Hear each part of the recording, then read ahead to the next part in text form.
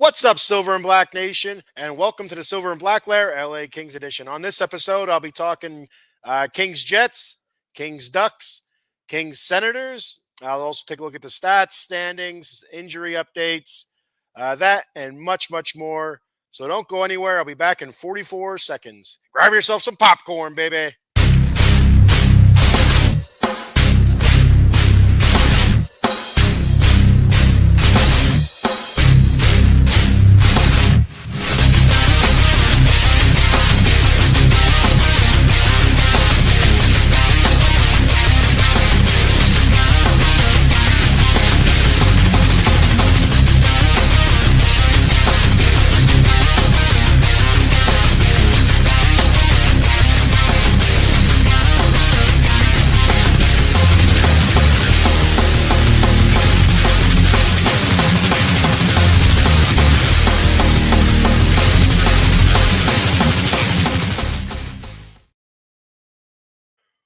What's up, hockey fans? Welcome to the Silver and Black Lair LA Kings edition. I'm your host, the Bat Fry, Kenny Fry. Welcome to what day is it? Tuesday, I think. Yeah, I think it's Tuesday. It might be Tuesday. It's Tuesday. Yes, it is Tuesday. Hope everybody's doing well out there. Hope your Thanksgiving holiday was good. Mine was very good, very productive, and got myself some good turkey and didn't put on any weight, so that's good. If the weight loss is still under control. All right, hip hip hooray! So coming up on this episode, like I said in the opening, I'm going to take a look back at the week that was for the LA Kings, and go over those games and talk a little bit about them. Then I'll also do the stats, standings, my typical stuff, some injury type stuff, and then go ahead and get the heck out of here. So, all right. So kicking this shindig off, we'll talk Kings versus Jets, which was last Wednesday. Huge game. It was a huge game. The Kings were just coming off a 7-2 loss to the Sharks, just getting absolutely throttled against the Sharks, and which was actually a better game than what the score indicated, and that 7-2 score indicated. The first two periods, a lot of fun to watch. Both teams high, fast-paced, high-octane feel to it. That the Sharks just took over in the third period there. The things kind of snowballed for the Kings, and that was that. So we move ahead to the best team record wise in the league at that point, where the Winnipeg. No, I was going to say New York Jets. Wrong sport. The Winnipeg Jets, and huge task at hand for the Kings. Huge task. The last thing you want to do is drop another game, and Kings were kind of playing kind of shakily. They weren't playing very good. They weren't playing terrible either, but they weren't getting wins. They were not playing well. Well enough to get wins, I should say. And so good into that game against the Jets. You weren't sure what Kings team were you going to get. The Kings team that plays down to its competition against teams like the Sharks and whatnot. Or are you going to get a team that's up for a big task at hand against a team like the Jets? And I think we got the latter. We got the team that was up for a bit of a challenge and did one hell of a job. Probably the best game that I seen them play all season. They had the one game I believe was against Detroit, where they played phenomenal. I don't remember that score. If it was like 5-1 or 6-1 or whatever it was. They looked really good to get that one game against Detroit. But this one I felt like was probably their best game end to end, and against a really really good team. So. Let's get into the scoring here. First period, we had Anze Kopitar kicking the scoring off for the power play goal, his seventh of the season. Really early in the game, it was an early penalty. If you were late to the show, late to watching that game, you missed it. It was like a minute or two in, not even. It was really early in the power play that we scored. I don't remember how quick it was. It was I feel like a few seconds. It wasn't long at all. But it was a Kopitar power play goal, seventh of the season at that point. Kempe with the assist, his 12th assist of the season, and LaFerriere his seventh. That made it 1-0 Kings. It was a nice redirect off of a Kempe shot by Kopi. Just a little tip. That's all it takes. You get the. You hear a lot of if you listen to the Kings game on the radio or even on watching the Kings home broadcast, they do bring this up a good bit. Is get the pucks on net. Get the pucks on net. Anything can happen. Anything can happen. You look for redirects, rebounds. Stuff like that, you just don't know, or a misplay by a goal, you just don't know. But you got to get the puck on net. If you're not getting the puck on net, it doesn't matter. Get the puck on net, and good things will happen. And a good thing happened there. So the Kings hold court the rest of that period. You go into the second, 1-0 Kings. Second period, Philly D makes an appearance. Philly D's been playing really, really well. Just hasn't been showing up on the score sheet as much as you'd like. But he gets the goal in this one. His second of the season. Turcotte with the assist, his sixth, and Laferriere with his second point of the game. His eighth assist of the season. That made it 2-0 Kings. That was a nice Turcotte backhand pass to Philly D. Philly D shoots it once, and I think the Winnipeg goalie, whose name I'm spacing on right now, it looked like he thought he had it because the way he had to pose, like you can tell sometimes the way a goalie poses, they kind of freeze, stiffen up, and they don't want to move. They don't want to drop the puck. It looked like he thought he might have had it, like maybe in his armpit or up in his jersey somewhere. The way he just froze, that he didn't see it trickle down and fall back to the ice, and then Philly D was able to get it around him and get it into the net there to make it 2-0 Kings. Uh, a little bit later in that period, our old pal Gabe Velarde scored a power play goal. Uh, his ninth goal of the season. That made it 2-1. So the Winnipeg Jets were able to answer later in that period. But the Kings end in the second period, still on top, 2-1 lead. And Riddick looking solid in the game. Defense looked very, very good up to that point, not allowing a whole lot of shots, just really doing a great job on the forward check, the back check, great work around the boards. I thought fighting for those pucks and just not giving the Jets any opportunities to really set anything up. So we go to the third period. Kevin Fiala scores his eighth of the season, assisted by Brent Clark, his 12th assist of the season, and Joel Edmondson, his fourth assist. That made it 3-1 Kings. Again, just put the puck on net. I know this one wasn't technically on net, but we had I'm not sure who was battling down low. It was it Turcotte? I believe it might have been Turcotte battling down low. I can't remember exactly who it was, but they were battling a jet down in front of the net. So Fiala just flung it in their general direction. Either looking for a tip or whatever, and it actually hit off of the skate of the Winnipeg Jet. It looked like I believe it was his left skate, just deflected off of him, shot past the goalie. That made it 3-1 Kings, and from there it was textbook. Kings just great job defensively, keeping the Jets down, and then later on, Adrian Kempe scores on an empty netter. I guess it wasn't quite the length of the ice, but it was at least from somewhere in the neutral zone, I think, or just outside the blue zone, and maybe in the Kings' defensive zone. Kempe scores on the empty net, his 11th of the season, assisted by Andrei Kopitar, his 20th assist of the season, and Vladislav Gavrikov, his 7th assist of the season. That made a 4-1 Kings, and that would be your final. Great game. I can't stress it enough. That's the Kings that we want to see from here on out. Just great job on the forechecking, getting it down into the O zone, keeping it in the O zone, battling for those pucks, getting those pucks, and then setting their offense up. I thought they had great puck movement in that game, as well as defensively, not allowing the Jets to set anything up or to look for rebounds or anything like that. David Rittich not facing a whole lot of shots, but getting the job done. He stopped 13 of 14 pucks for a 929 save percentage. Looking at the game stats for this game, Kings outshot the Jets 33-14. Kings out hit the Jets 32-18. That's where you look back at the forecheck and the back check and great jobs on the boards. I thought, again, the battling for the pucks, great job there. It's you'd have 2-3 Kings battling, trying to get the puck, keep the puck either in the zone or get it out of the zone, just battling along the boards. I just can't say enough about it. The best I've seen all season so far. Out hit 32-18. Face-offs go to the Kings 30-27. That seems to be a recurring theme right now. Kings doing a great job in the face-off circle. Still, there's times where they lose a really big face-off in their defensive zone where you really want to win those, and not because we will coming up here, one of the games I'm going to talk about next. I think that the thing is the Kings and Ducks, where they lost a face off in their defensive zone that led to a goal.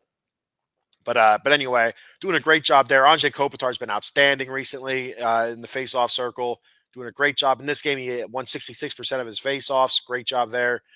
Power play, Winnipeg was 1 for 3. The Kings were 1 for 2. So getting a power play goal is pretty big. They seem to be coming a little bit more often now. Block shots went to the Kings 13-12. Again, just great team effort here. I can't stress it enough. Great job by the Kings. A couple comments here. Huge win, absolutely huge win. And our boy Cowboy Dave, what's up, buddy? How you doing? I hope you're well. Hope your Thanksgiving was good. Uh, I Did the Cowboys win on Thanksgiving? I don't remember if the Cowboys won or not.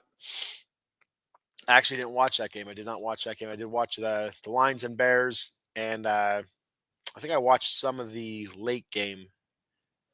We went to Hershey Park after Thanksgiving, so that's what we were doing when the Cowboys were playing. Kings 6-4 in the last 10, pretty solid. Yeah, and they've won 3 in a row now, Dave. To finish off November, they won 3 in a row. So you look back before that 6-4 record, it was 3-4, and it was a little bit of a struggle. The Kings were not playing all that well. They had flashes, but I think these last 3 games they've looked really solid.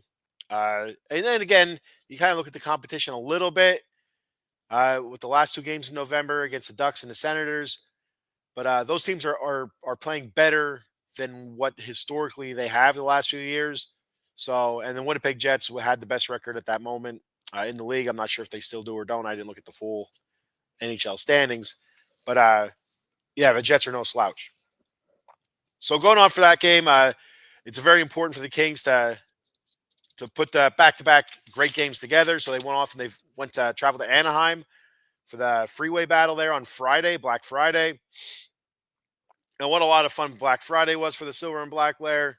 I had the Raiders on at 3 o'clock, and I had the Kings on at 3:30. I had the old laptop here with the Dofu app. If you're not familiar, look it up. You can stream games or whatever. It's a pain in the ass sometimes because you keep losing streams. Got to keep messing around with it until you actually find a link where the stream holds. And but still, it is what it is. I just can't justify paying absorbent amounts of money just to watch my team get their ass kicked, or like the Raiders. The Kings, usually are pretty solid, so not so much on them, but it's just still just that extra money out of pocket. It's not where I'm at right now. But anyway, so yeah, and it was an interesting day if you know what happened to the Raiders and whatnot. But the Kings, they showed up and they played decent. They didn't play great. They didn't play like they did against the Jets. But the Ducks are much better than what they've been the last few years. They're a tough out. The Ducks are a tough out. The Sharks are a better team than what they've been. They're a tough out as well. So there's no gimmies. It seems like in the Pacific Division anymore. You used to be able to look at your schedule and say, all right, Ducks, Sharks. There's 6 wins there or 7 wins, whatever it would be. Usually they face each other 3 or 4 times a year. And pardon the sniffling. I guess seem to be coming down with a little bit of a cold. But anyway, so yeah, they're tough outs, and especially a rivalry game. Ducks Kings, usually fairly tense. Usually there's a scrum or two, and yeah. So this game we also had Samuel Hellenius, and I believe not. I don't think Andre Lee was back in this game. Was it this game? I think Andre Lee was back. I don't remember now. I think Andre Lee made his return this game. He was called back up after the Keel Thomas injury against the Sharks. I believe Andre Lee was called up. I could be wrong. There's one of these games. There's one of these last 2 games that Andre Lee was brought up, and I love seeing that Andre Lee, Samuel Hellenius, Trevor Lewis line, and we'll get to Trevor Lewis a little bit later here. But I love seeing that especially Samuel Hellenius and Andre Lee, a couple of young guys getting the opportunity, a couple of young big guys, especially that Hellenius, man. He's a big fella and he likes to hit. I'm down with that. I hope the Kings keep him around a little bit to let him continue work through being an NHLer and see what he can offer. So looking at this game, the Kings end up winning this game 2-1. First period, no goals. Back and forth, a physical game, and fast paced. I felt like the Ducks were kind of outpacing the Kings a little bit in that first period. and maybe a little bit Thanksgiving hangover.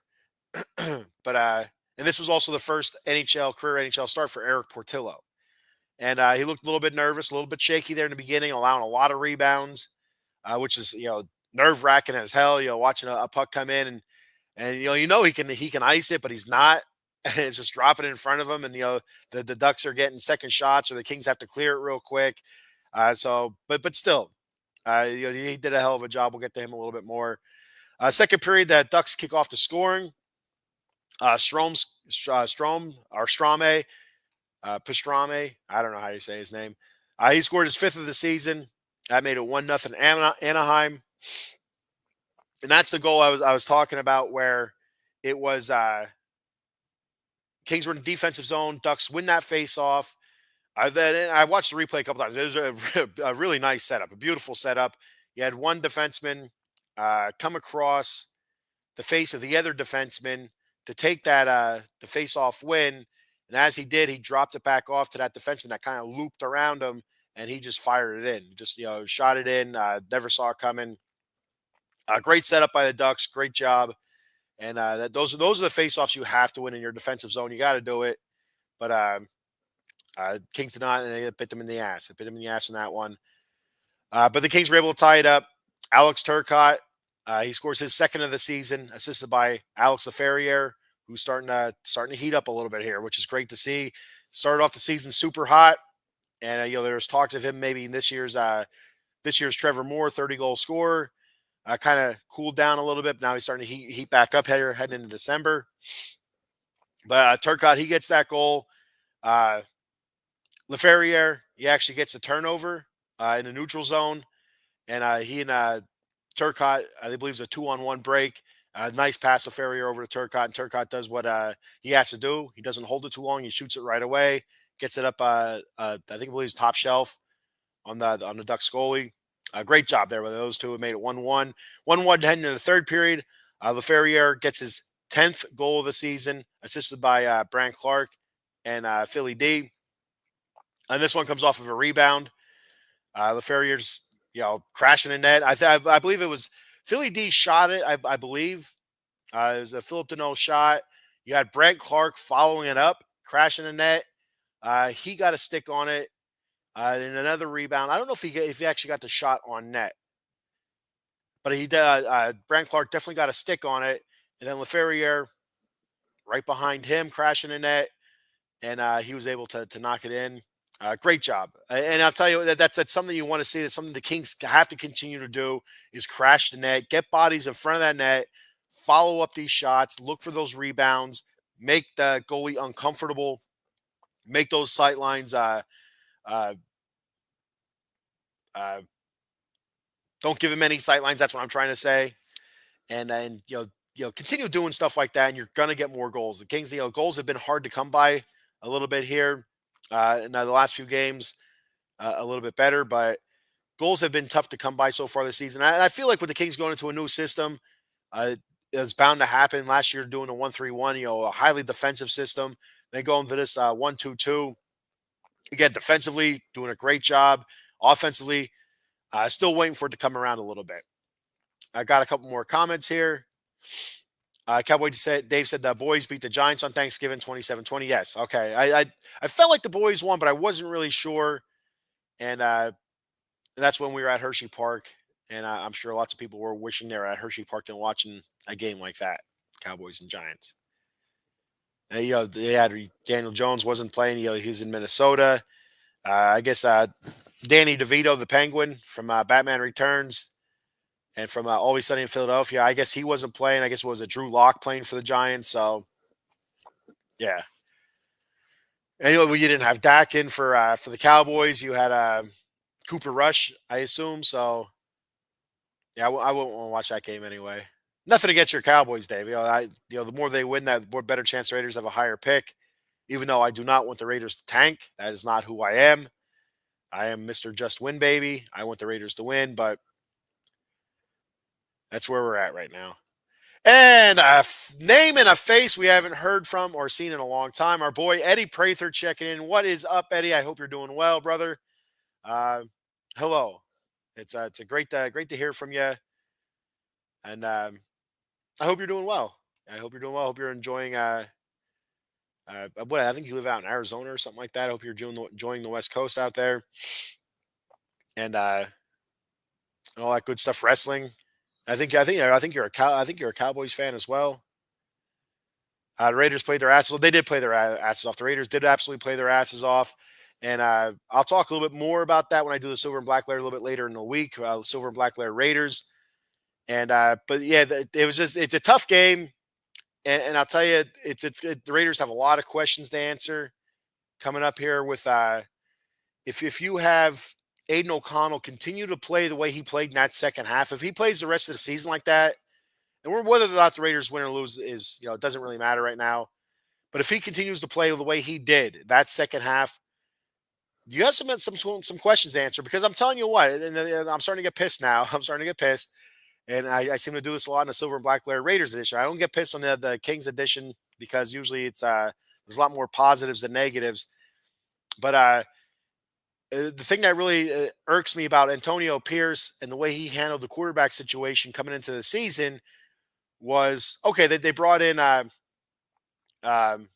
Gardner Minshew. They bring in Minshew Mania, okay, and they said he won the starting job. The Raiders want to get off to a fast start, see if they can get off to a fast start and go from there.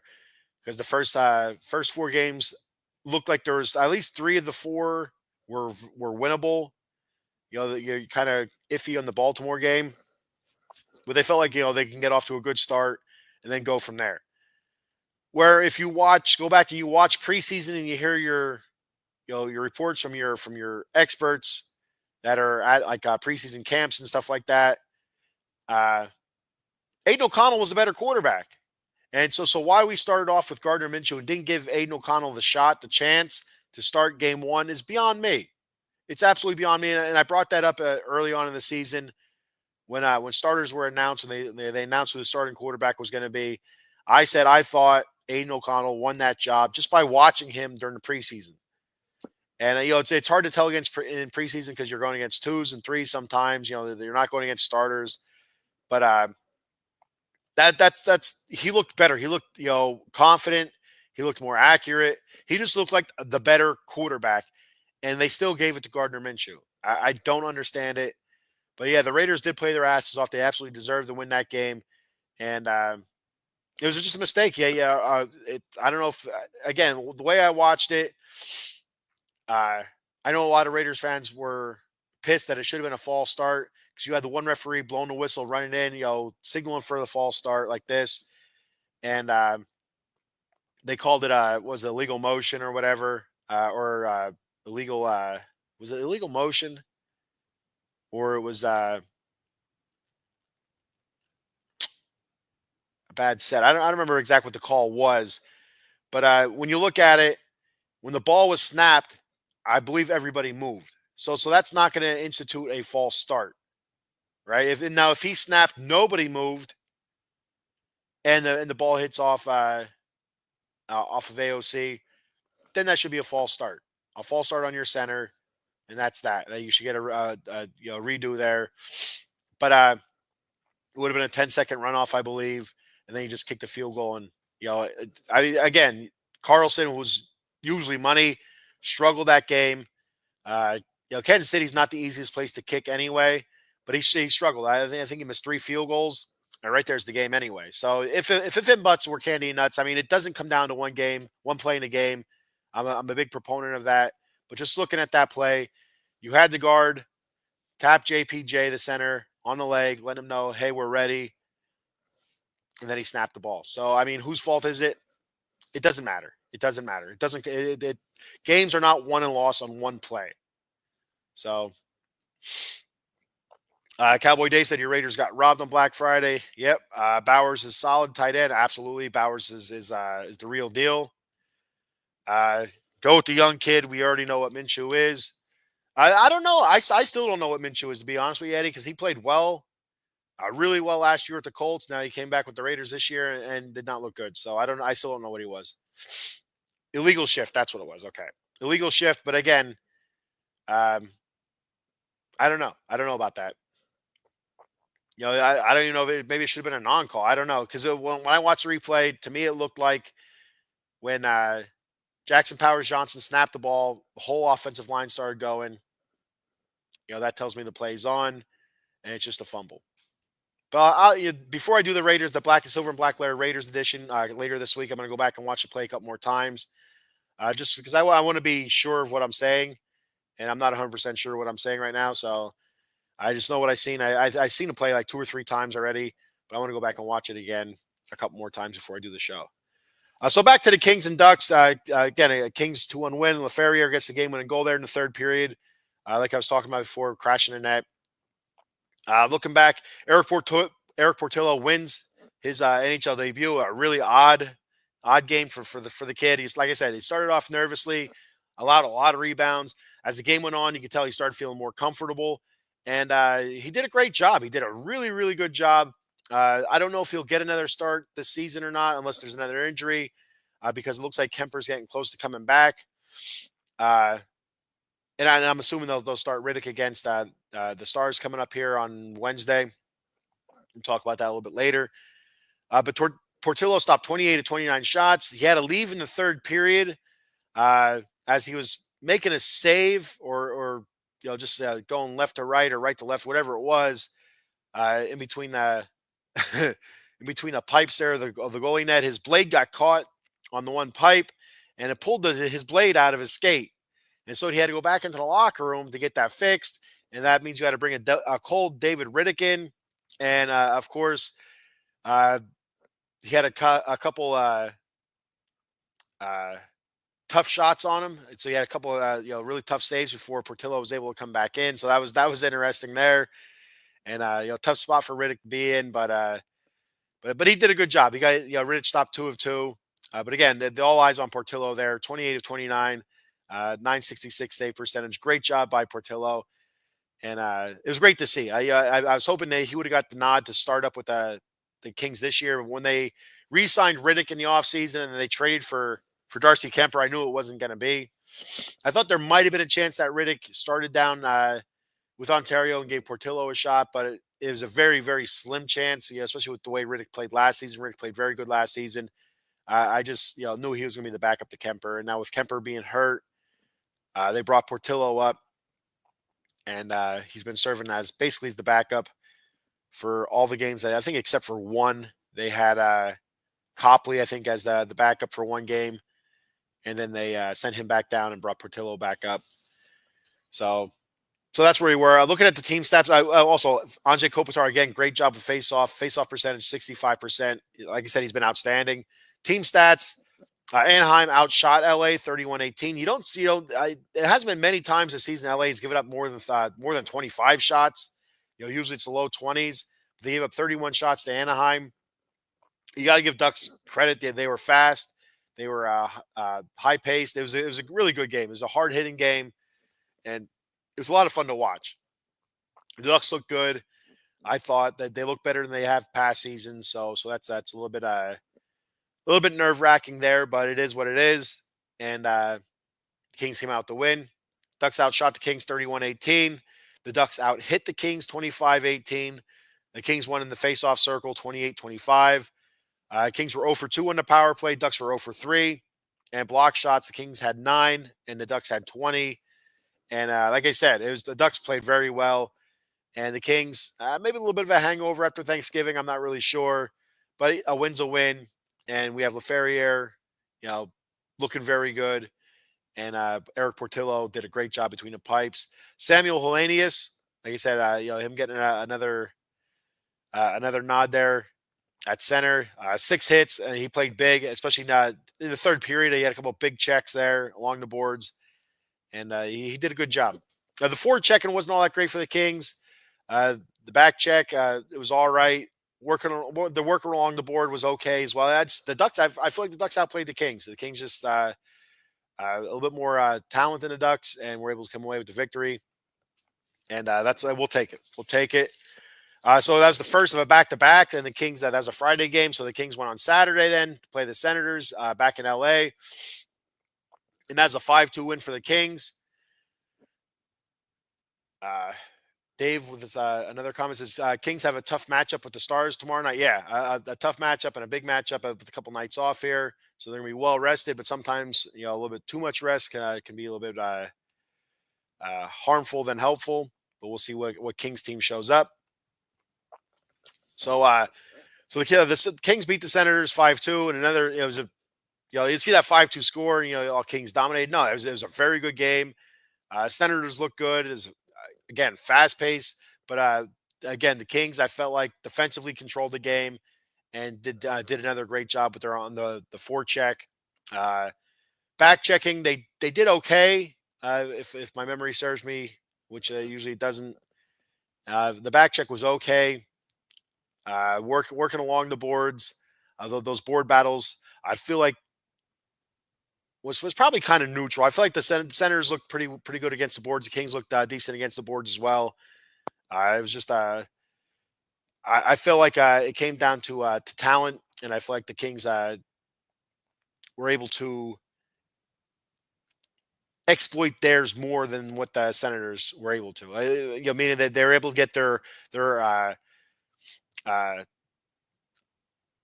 talented scorers in the right positions. And of course, Kevin Fiala had a great game. Kevin Fiala had probably one of his better games of the season, and it's something I talked about before. Especially on X, something as long as I get to watch the game, usually I'll comment live on X. And when you get the good Kevin Fiala, he is really really good. You get the bad Kevin Fiala, he's I don't want to say really bad, but he's not great.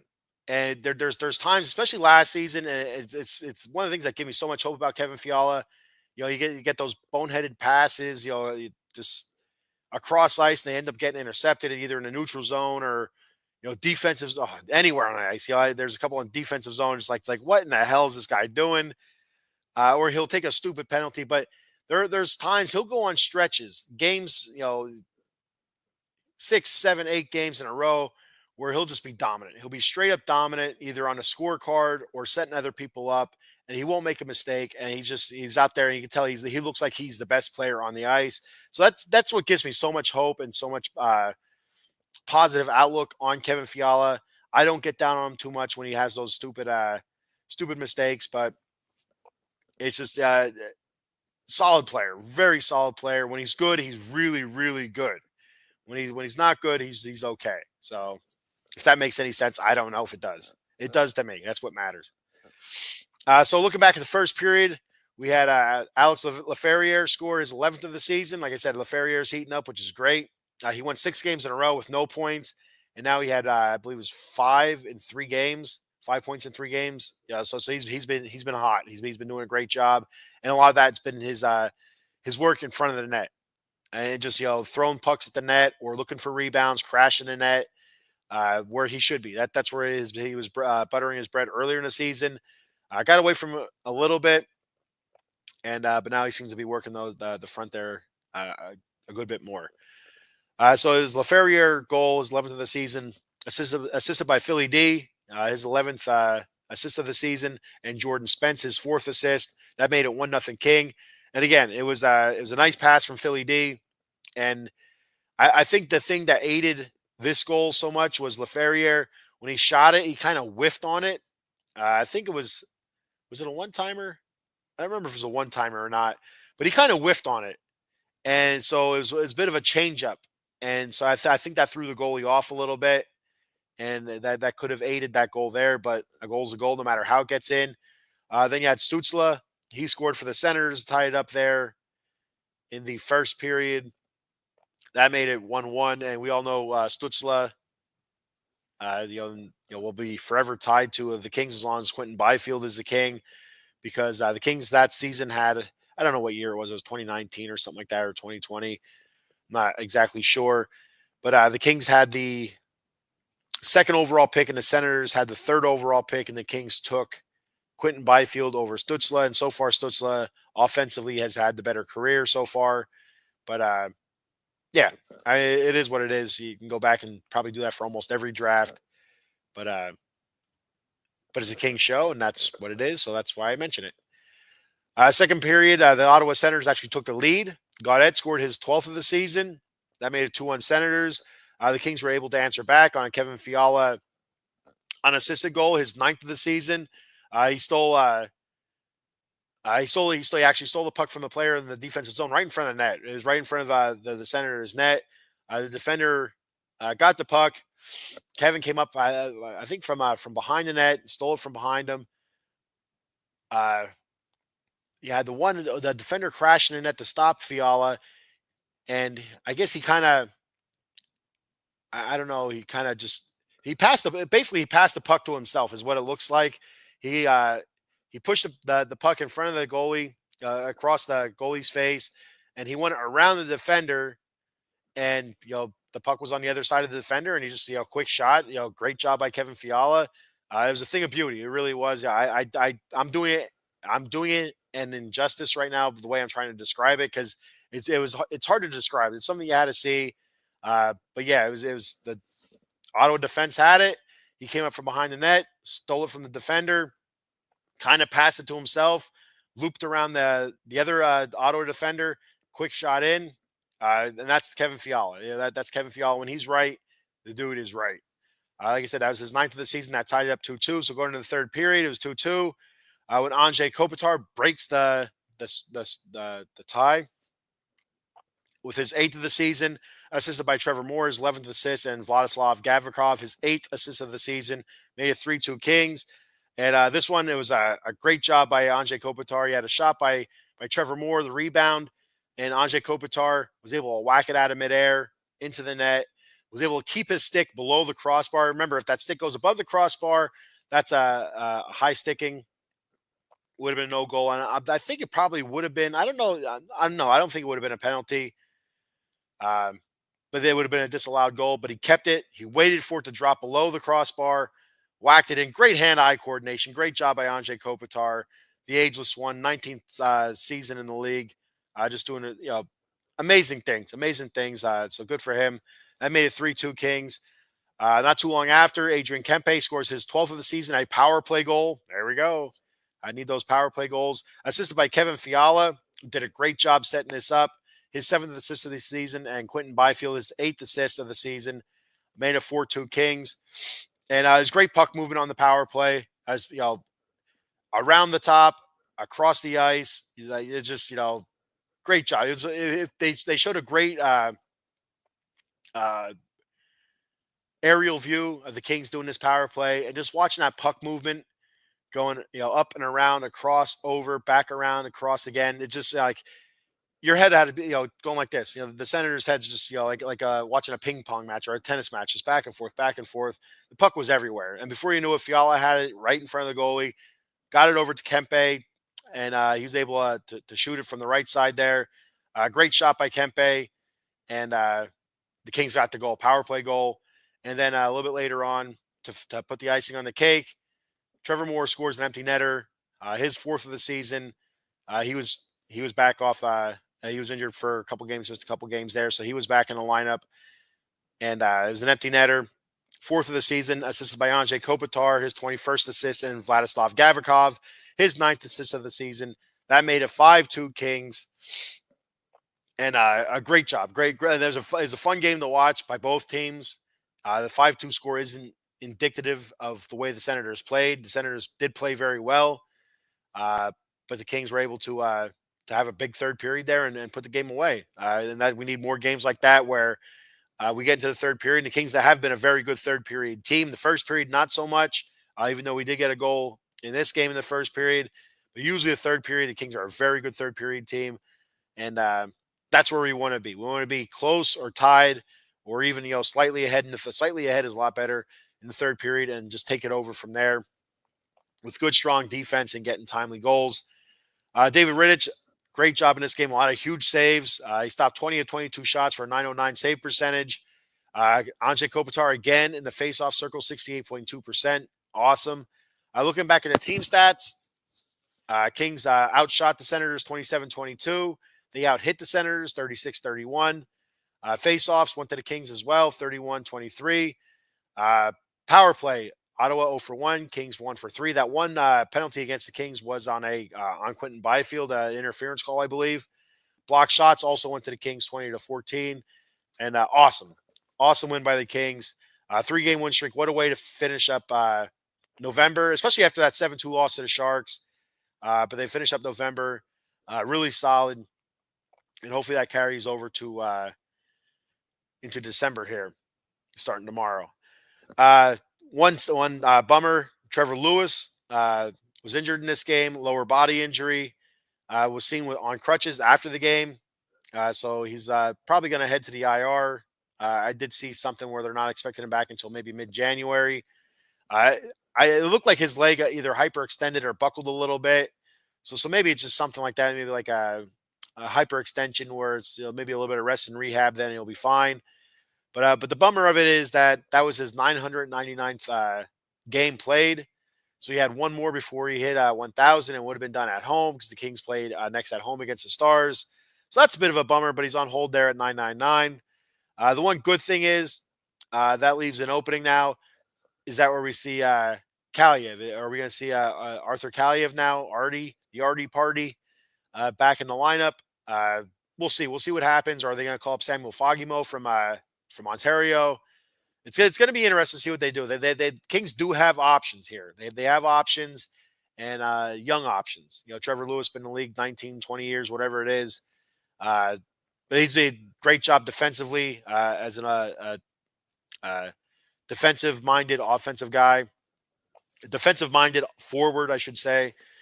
And it's a bummer to lose him with especially all the experience and leadership that he does bring to the team, especially on the fourth line. But that opens the door for somebody else. And I'd really like to see Kaliev, get his ass back in there as he's starting to ramp up. He didn't have a preseason camp because he got hurt the second day of practice after he signed his offer sheet from the Kings, the 1-year offer sheet. So I'd like to see Kaliev in there, just even if it's just to redeem himself from last season and anything like that, because he's a good player. It seems like a good dude. I don't know him personally, but anyway, so we'll see what happens with Trevor Lewis there. So looking at stats for the season so far, you have Anze Kopitar leading the way. He has 8 goals, 21 assists. He leads the team in assists, and 29 points. He leads the team in points as well. A plus-minus rating of 10, and his face-off percentage is 58.1%. Kempe leads the team in goals, 12 goals. He gets 12 assists, 24 points, a plus-minus of 10.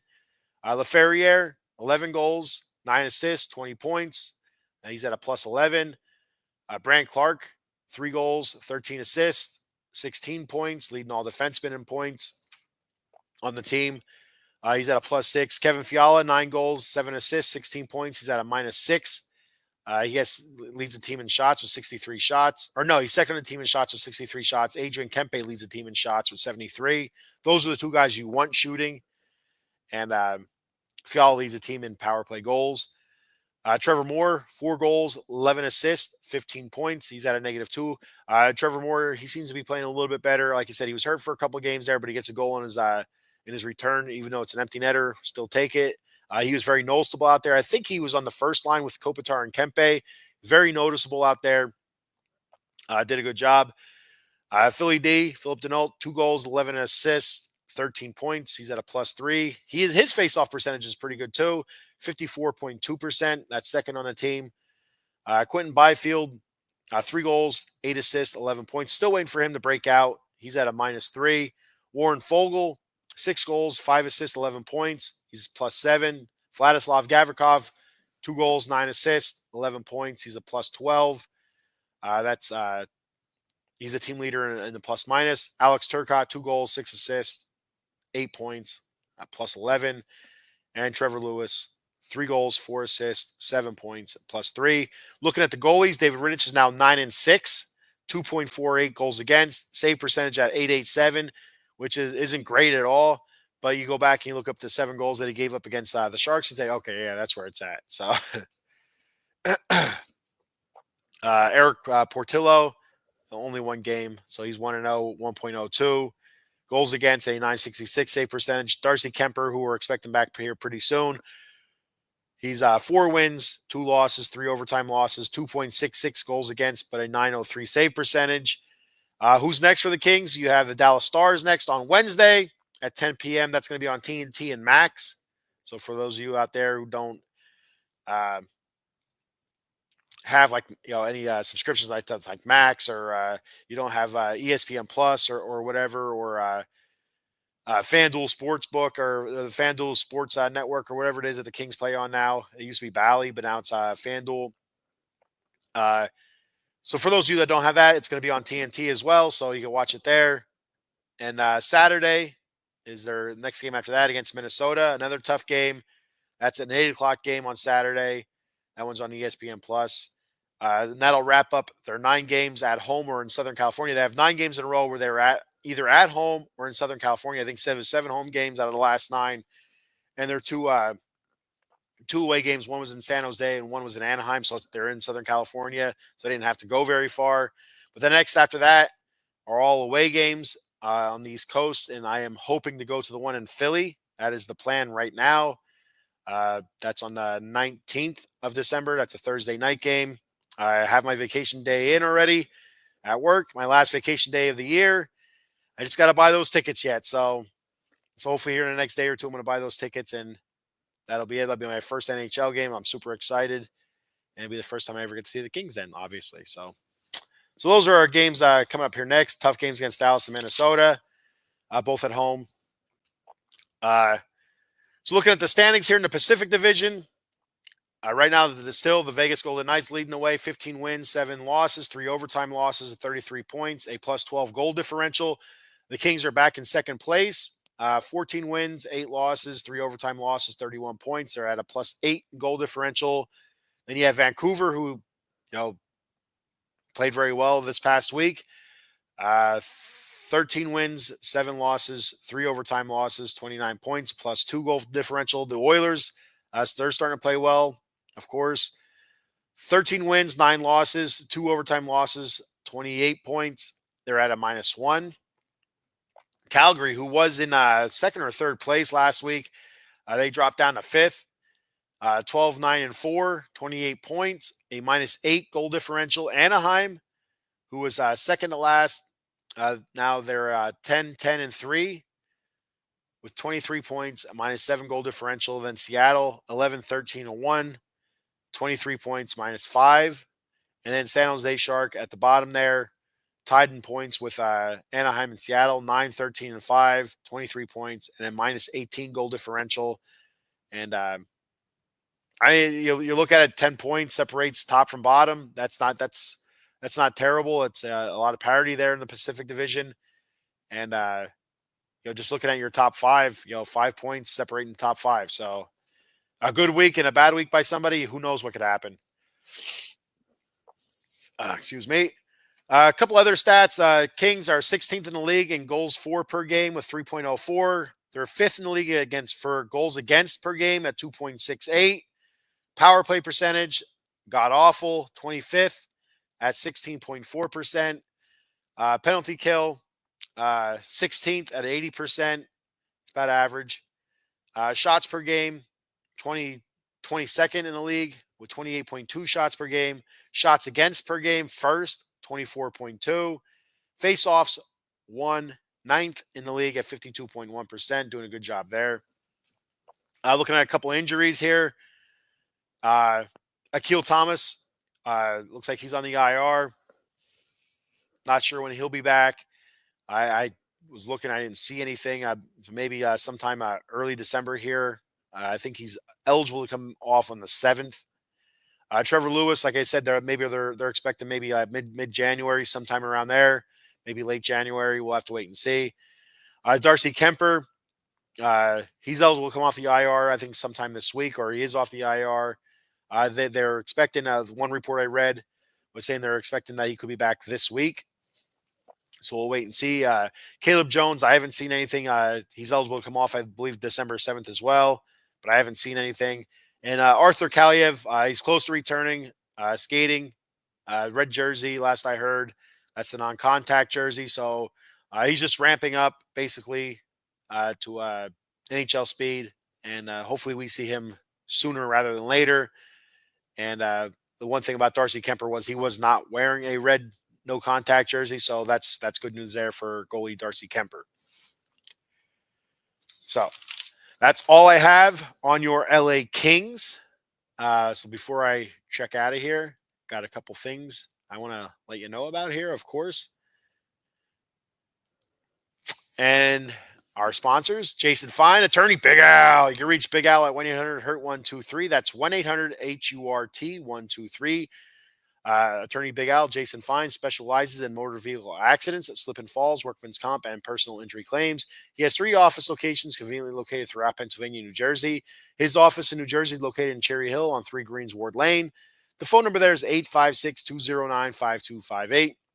He has 2 offices in Pennsylvania, one in Philadelphia at 1628 JFK Boulevard, Suite 2120. The phone number there is 267-888-2980. And he has one in Pittsburgh on 500 Grant Street, Suite 2900. The phone number there is 412-365-8151. Let him know that Out of the Box Sports sent you, and he'll hook you up with a great deal. That's Jason Fine, attorney Big Al. For me personally, you can help me out by checking out W Energy Drinks at www.w.gg. That once again is www.w.gg. You use the promo code The Bat Cave. That's all one word, no spaces. The Bat Cave. So that'll give you 10% off your order. So if you want to help me out, I'd appreciate it very much. Yeah. So and W Energy Drinks, great product. They have powdered energy drinks, and they come in tubs. They also have packets of them. They have hydration drinks as well. You hear like Liquid IV. They have something similar to that. Hydro packs. They come in little packs as well. There's shakers, some cool ass shakers, a wide variety of shakers, t-shirts, hats, all sorts of swag there as well. They also sell their energy drinks in cans online. So check them out. It's a great product, all natural, jitterless energy drink, which I can testify it is jitterless. It gives you that little extra boost that you need. That sometimes if you get the jitters from coffee or from other energy drinks like Monster, or Red Bull, or whatever, W does not have that jitter, but still get that same boost. And so, like I said, great flavors. And so check them out. Check them out. Let me know what you think. I'd appreciate it very much. You can check me out on X at SB_Lair_OOTBE. You can see it there right underneath my name.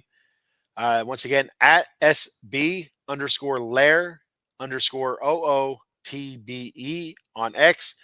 Also, my YouTube channel is at the Batcave_OOTBSE. My YouTube channel, once again, is at the Batcave_OOTBSE. If you don't mind giving that a sub, I'd appreciate it very much. That's where all my shows are at. Or if you want to check out all of Out of the Box sports shows, which I highly recommend, give them a follow on X and sub on YouTube at OOTBox Sports. Once again, their handle for YouTube and X is at OOTBox Sports. Like I said, give them a follow and a sub. That we'll have a lot of great shows. Guys doing a Giants podcast, New York Giants, Washington Commanders, a great show there. That's on after me here at 8:30 p.m. tonight. So be sure to check that out.